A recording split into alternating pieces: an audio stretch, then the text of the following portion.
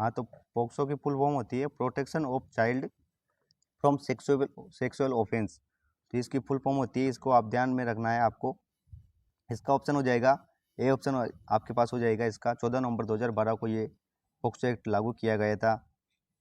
उसके बाद अगले प्रश्न पर जाएं तो किशोर न्याय अधिनियम के तहत विशेष किशोर पुलिस इकाई का गठन किस स्तर पर किया जाता है।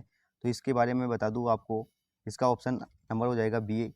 जिला स्तर पर किशोर न्याय विशेष किशोर पुलिस इकाई का गठन किया जाता है। उसके बाद अगले क्वेश्चन पे बढ़ेंगे। बालक एवं किशोर श्रम प्रतिषेध और विनियम अधिनियम की धारा 3 के तहत कितने वर्ष के बालक से किसी प्रकार के जोखिम वाले क्षेत्र और बिना जोखिम वाले क्षेत्र को काम करना संज्ञेय अपराध है। तो इसके बारे में आपको बता दूं, जो आपके पास यदि कोई बालक 14 वर्ष की आयु का है, कोई बालक यदि 14 वर्ष की आयु का है तो उससे किसी भी प्रकार का जोखिम भरा काम नहीं किया जाएगा।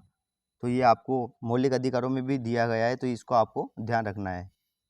अनैतिक देह व्यापार अधिनियम, अनैतिक देह व्यापार अधिनियम किस वर्ष लागू किया गया है। तो इसका आंसर हो जाएगा 1956। 1956 को लागू किया गया था। इसका सी ऑप्शन आपके पास सही हो जाएगा।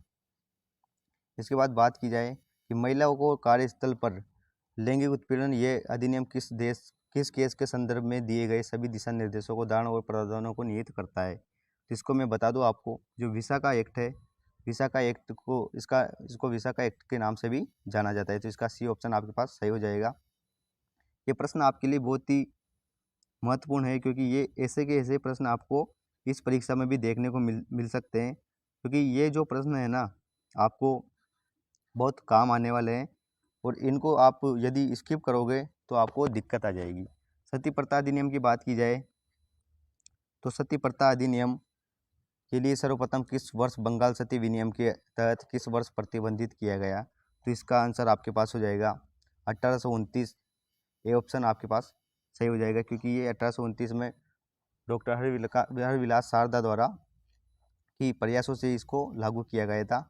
और अंतिम क्वेश्चन है आपके पास, आईपीसी की धारा 376 के अंतर्गत कौन सा अपराध के लिए दंड का प्रावधान है। ए ऑप्शन है आपके पास भ्रूण हत्या, बी ऑप्शन है बाल विवाह, सी ऑप्शन है घरेलू हिंसा और डी ऑप्शन है बलात्कार। इसके बारे में बताना चाहूँगा आपको, जो धारा 376 है, इसमें आपको बलात्कार के लिए दंड का प्रावधान रखा गया है। बलात्कार के लिए दंड आपको 376 में, और 375 की बात की जाए यदि, तो 375 जो धारा है आईपीसी की, उसमें बलात्संग की परिभाषा को दर्शाया गया है। जो धारा आपके पास, तो इसका आंसर हो जाएगा डी। डी इसका आंसर हो जाएगा।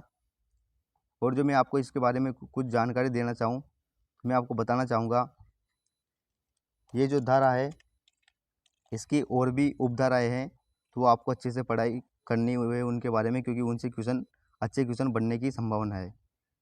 क्योंकि क्वेश्चन वो ऐसा क्वेश्चन है कि 376 ए में क्या है, 376 बी में क्या है, तो इस प्रकार आपको उसकी भी तैयारी करनी है। तो आपको ये प्रश्न बहुत ही लाभदायक रहेंगे। इसकी सीरीज में और भी आपके लिए लेकर आता रहूँगा।